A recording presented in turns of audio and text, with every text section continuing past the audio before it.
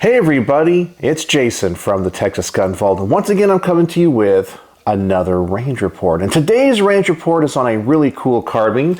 This is the Knight's Armament SR-25 chambered in .308. But as I said, it is a carbine, so it's a 16-inch barrel. Now, I have reviewed a 20-inch barreled version of this firearm, and it was more designed and decked out as a DMR, or a designated marksman's rifle. Now, I've always had a love-hate relationship with the concept of a .308 carbine, simply because in my mind, the .308 is a cartridge that is designed for long-distance engagements. It is a full-powered rifle cartridge, originally adopted by the United States for the M14, and it was a logical extension of the 30-06. But when you put it into a 16-inch carbine, I start to kind of run afoul of what is the real philosophy of use of this gun. Is it designed for long-range shooting? Or being that it's a carbine, is it for CQB applications? But I think .308 might be a little bit too much for CQB. This gun is definitely heavier, and it's going to have a lot more recoil. So in a closer engagement, is it really that effective? But because it's shorter, does it affect the accuracy at all at the longer distances? I like the idea, and of course I like Knight's Armament, but the concept of this, I don't know. I'll have to shoot this thing and see what I think. But before I get into the things that I like and don't like about this rifle, as always, I want to thank the people that make these videos possible. First and foremost is the owner of this amazing carbine. You guys have heard me talk about him in the past. His name is D, and he has an amazing collection. D, thank you for lending this fine firearm to the channel for review. As always, I want to thank my Patreon supporters, because you guys know that YouTube is in a constant battle with firearms creators, and my Patreons go a long way in keeping this content coming. And as always, I want to thank my primary sponsor, who always provides the ammunition for these range reports, my good friend Mark from Broadworks. And as I always like to say, if you're here watching a review on a high-end firearm like this Knight's Armament SR-25, well, you like high-end guns, and most likely you have a pistol, a family heirloom, a barbecue gun that you'd like some nice wood panel grips for that are custom made to you, and I have the perfect company for you guys to check out. That company is Brownworks. Brownworks makes a wide variety of grips for a wide variety of firearms out of a wide variety of exotic woods and materials. He can produce grips out of laminate woods and even these exotic textures like snake skin. He has always come up with new and innovative products. And I know you're thinking to yourself, hey, I'm watching a video about a modern sporting rifle. Well, does he have anything for me? He sure does. He can laser engrave magazines, PMags for example, AK-47 mags, and he even produces a variety of wood grips for, yes, AR-15s and AR-10s. Take a look at that. What other grip company is producing grips like that? Now, that might not be everybody's style, but let's just be honest. If you go to the range with something custom like that, well, you're definitely going to get quite a few looks. And so I'm going to ask you guys to go over there and check out Brownworks' website. See what he has to offer. He's always innovating and coming out with new products for new firearms.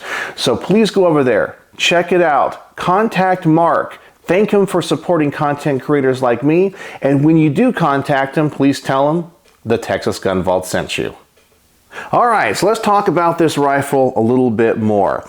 As I mentioned, it is the SR-25 by Knight's Armament. Now, Knight's had a very unique relationship with Eugene Stoner, who was, of course, the designer of the AR-10 and partial designer of the AR-15, along with Jim Sullivan.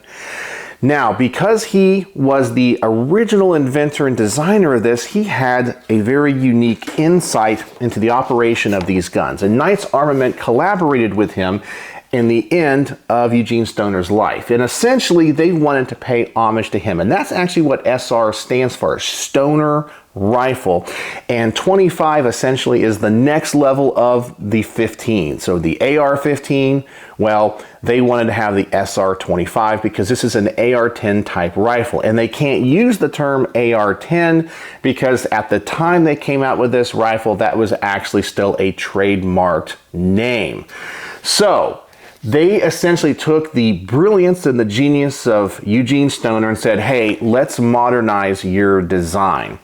And they came up with, as I said, the SR-25, but of course it's modernized. This particular version, as I mentioned, is a carbine, and I'm curious what some of you guys think about the concept of a carbine, but in a full-powered rifle cartridge. Do you guys have the same ideas about that as I do, or do you feel like it is a great balance between long range and CQB, and it has a lot of practical applications? This gun is also a DI gun, or direct impingement. Some people will say it's actually an internal gas piston. Yes, but everyone says DI. Many companies today, of course, when it comes to AR-10s, are trying to come out with piston-driven guns. This is still back to Eugene Stoner's original intent of a DI gun, hopefully to reduce weight. However, this gun is a little bit on the heavy side. So let's go ahead now and talk about some of the things that I like and don't like. And as always, I always start with the positive first. This is a Knights Armament. It's like buying a Rolex. Is Knights Armament really better than other companies like LMT? Well, probably not. But if you go to a social gathering and you're wearing a Rolex, it might not even tell time as good as a digital watch, but people know you have something special. And that's because Knights Armament is kind of an exclusive company. They do a lot of contracts with law enforcement and militaries, and they don't really release a ton of firearms on the civilian market as much as we wish they would. So the prices of these typically go up because the stock is limited, and because they know people want to buy their products and accessories, they kind of raise the price. So owning a Knights Armament is kind of a status thing. Even though, as I said, they might not be the greatest rifle ever built, it's like owning a Rolex. There's just something cool about it. Now, a few upgrades that I mentioned that they did to Eugene Stoner's original design is the lower receiver first, because it is completely ambidextrous. You have a bolt catch and magazine catch on both sides, as well as the safety selector switch being ambi. I do like that a lot. So right-handed shooters, left-handed shooters can use this, and depending on how you want to run your gun, you have lots of options, even though the receiver looks very much like the original AR-10. Speaking of the original AR-10, something that they do is they did beef up the rear end of the lower receiver. There's two typical profiles you'll find with AR-10s. There's something that people call the DPMS style, which essentially takes the AR-15 and kind of beefs it up a little bit. But the back of the receiver of Eugene Stoner's design actually was slanted, and you have all this extra material here. The DPMS style does not. It's more rounded like an AR-15. And I do like how they used the original profile of the AR-10. Something else that's really nice about this rifle is the handguard. Now, Knights Armament makes a lot of great handguards. Now, this is a free float handguard, and it has M-LOK all over the place. Not just at the 3, 6, and 9 o'clock, but also between those. You have tons of options for mounting tons of accessories. Now, these handguards are designed for military and law enforcement use, and of course, because their missions are going to require such a wide diversity of products and accessories, they designed what I think is a very robust handguard. It's not too thin, but it's also not too thick. And of course, it has all those M-LOK slots. It is just a fantastic handguard, and I really do like the looks of them, even though they sometimes look a little bit simplistic. They just get the job done. So now let's talk about a couple things about this rifle that I don't like. And it's one of the things that I always mention pretty much in every Knights Armament video. The finish. Now, the finish on this rifle is pretty good. It's applied evenly. I don't see any scuffs, any issues. But when it comes to the overall finish as compared to other companies, it's not as refined. It's not as shiny. And you would think that when you spend this type of money, you would expect something a little bit nicer. Now, when it comes to their guns that are in FDE and they simply paint over them, you will get things like overspray. Now, some people will say that's actually what they like about these guns, because it's just like the military and law enforcement. They don't care about the finish of the gun as long as it is durable and lasts and is a great finish, they're fine with it. The looks don't matter. In fact, many of these rifles, once they enter military service, are probably going to get the rattle can treatment anyway to help them blend into the environments that they're being used in. So who cares about the finish as long as it protects the gun? I totally get that. But we're talking about guns that are made for the civilian market. So this just looks like a flat black finish. I kind of feel like other companies that are producing guns for law enforcement and military do a little bit better job. It's not a deal breaker for me, and I would still buy a Knight's Armament. I've just always felt that the finish of their products leaves a little bit to be desired. And finally, the other thing that I've alluded to earlier in this video that I don't like is the fact that it is a carbine. I'm not completely sold on the practicality of a 308 carbine. I know that when it comes to my 308 rifles, I prefer them to have barrel lengths of at least 20 inches. I think you get the maximum velocity and ballistic advantage from a barrel of that length. I think at 16 inches, you're not getting a complete powder burn.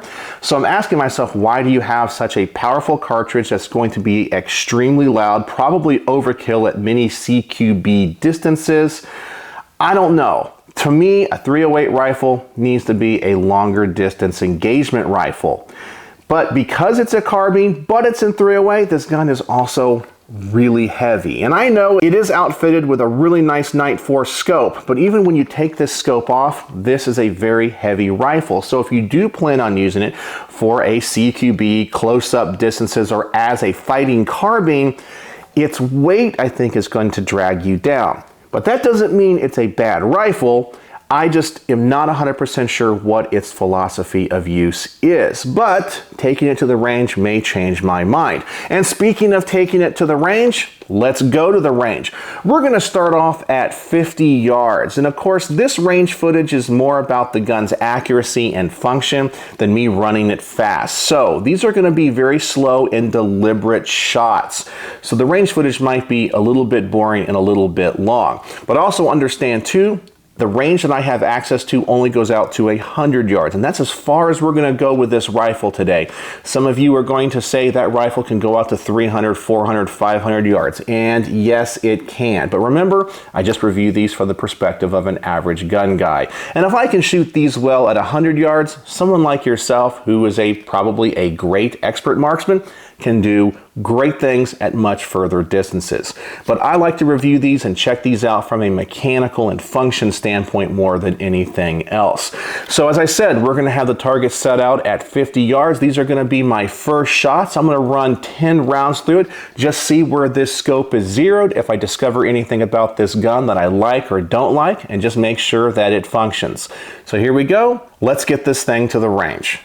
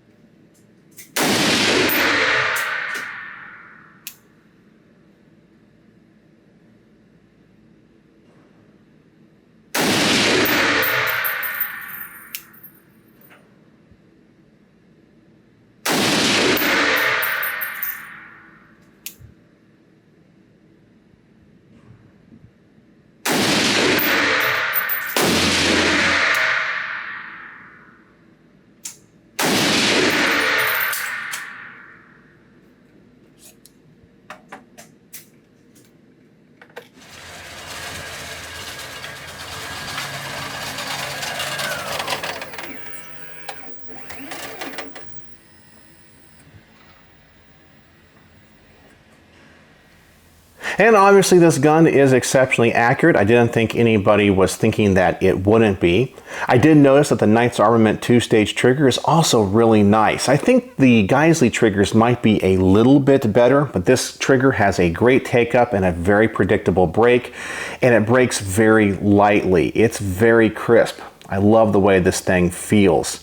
Now, a couple of things about this gun that I did notice that surprised me. Number one, it is louder than most 308s. It might be because it does have that 16-inch barrel and not a 20-inch barrel, but the report of the gun is quite loud. And that's another reason I wonder why anybody would want to use this for a CQB or close-up fighting rifle, just because that gun is so loud. It could even disorient you depending on the situation. It's exceptionally loud. This thing also likes to throw the brass really far. I know where I had the camera set up on this range trip, you don't notice it, but it is flinging this brass across the range, maybe a little bit too much. It does get that brass clear of the receiver, but it's definitely hitting the stall next to me.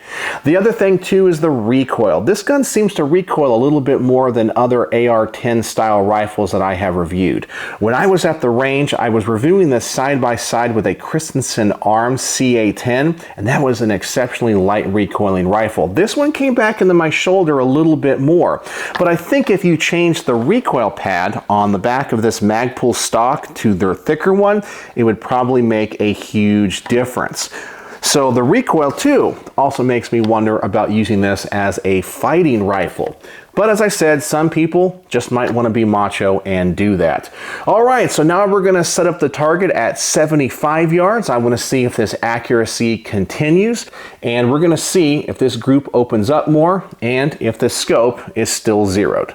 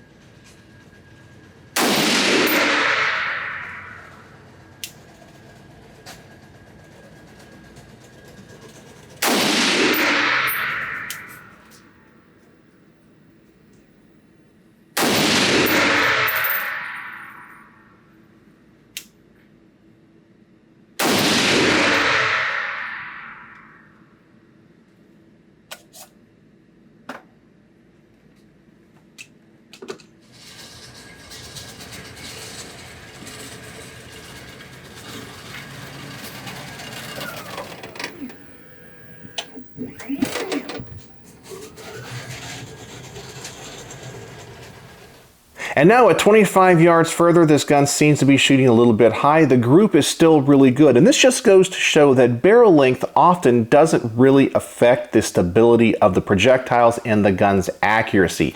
You just might lose a little bit in the velocity of the projectile. The other comments that I made in the previous section, such as the brass flying out, having a little bit heavy recoil, and the gun being loud, still ring true in this segment. So there's not much to add or to take away. So I'm going to do a few adjustments on this scope and see if I can get it better before we go out to 100 yards.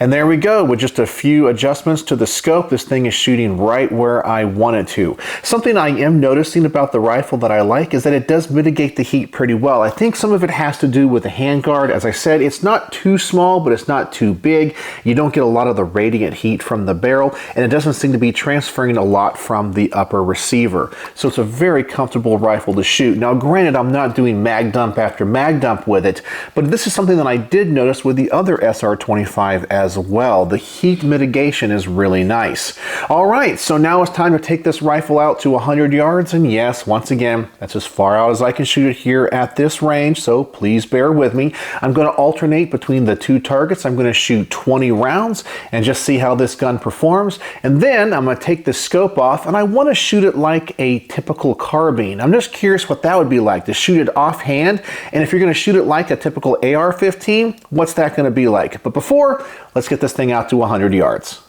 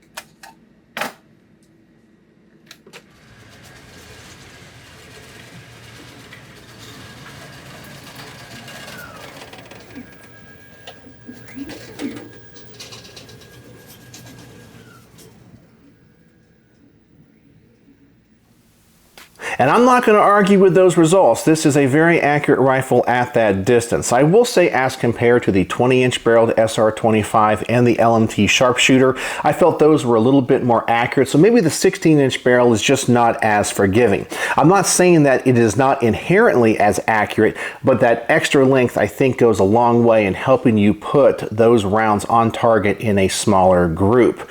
All right, so now what I'm going to do is take off this scope. I want to shoot this like a typical CQB rifle, shoot it offhand, maybe something like a home defense rifle that you would normally use an AR-15 for. I'm curious if the weight and the extra recoil is going to be a detriment to using this rifle in those capacities. So let me get this scope off, let me shoot it offhand, and I'll tell you guys my thoughts and experiences.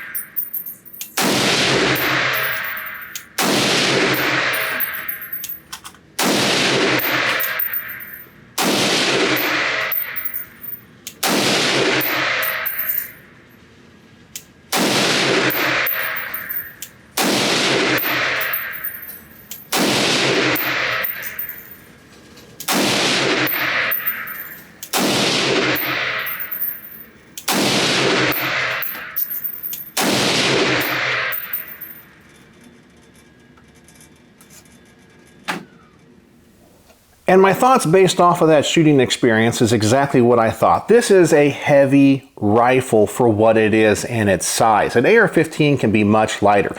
The report of this gun is extremely loud and the recoil is a lot more than that of a 5.56. So I would not recommend this rifle as a CQB or home defense rifle. I honestly think it's a little bit on the overkill side. Now I know there's a lot of people out there that always like to shoot the most powerful rifle in the smallest package possible. I totally understand. There's people out there that are just macho and that's just the way that they like to shoot. But I think for the average gun person and the average shooter, this is a little bit overkill in that capacity. However, I understand why some people would want a 308 in this size. It's very accurate, but personally, once again, I would recommend going with a longer barrel length, 18 or 20 inch, because I think you get the most out of this cartridge. All right, so what are my final thoughts on the Knights Armament SR-25 16-inch carbine 308? Well, I really do like this rifle, and I know I'm probably a little bit biased because I love Knights Armament. I just think that they're cool, despite some of the shortcomings that I did mention about this rifle. Now, I can tell you when it comes to an interest standpoint, I definitely want a complete Knights Armament firearm. I do have one of their lower receivers that I used on a Mark 18 clone build, but I don't have a complete rifle from them. I really like the SR-15, especially the ones in flat dark earth, but I do think when it comes to the 308, I prefer the longer barrels. You guys have already heard me talk about that earlier in this range report. If I had to shoot these two side by side, the SR-25 with a 20-inch barrel and the 16-inch barrel, I will take the 20-inch barrel any day of the week. Yes, it is heavier, but I'm not going to use it as a battle rifle. I'm going to use it as a DMR. And that's what I think this rifle is trying to be. It wants to be a DMR, but in a smaller package. Now, can it be accurate out to those far distances? Well, absolutely. But I personally think if you're going to use this gun as a DMR, the overall length of the gun doesn't matter, and having those extra few inches on the barrel is going to give you so much more of a ballistic and accuracy advantage. It's just worth going that route. But if you do want the overkill of a 308 personal defense carbine, well, I don't think you can get any better than this rifle. Even though I would not want to use it in that capacity, I would always take an AR-15 or something chambered in a little bit lighter cartridge. But I honestly understand why some people would want the most power in the smallest package they possibly could have. So I didn't discover anything about this gun that I really didn't like or didn't expect to find. I'm very happy with its performance and its accuracy. I think Knights has a fantastic product. So on my star system, how would I rate the SR-25 with a 16-inch barrel? Well, if it was a 20-inch barrel, it'd probably be 4.5 or 4.75 stars. As it sits, it's 4 out of 5 stars, just because of the issues that I talked about. I'm not really sure what this is trying to be. It's a compromise rifle. Is it a fighting carbine? Is it a DMR? Well, I think it blends both those two roles pretty well, but it's not the world's greatest DMR, and it's too heavy, loud, and powerful for a fighting carbine. It's just a compromise, and I would rather have 2 dedicated rifles for both those applications. But 4 out of 5 stars for a fantastic, well-built, well-designed rifle that's going to stand the test of time. So what do you guys think? You guys own any Knights Armaments rifles? And what do you think about my thoughts on a carbine length 308? I would love to know your thoughts. So, as always, thanks for watching.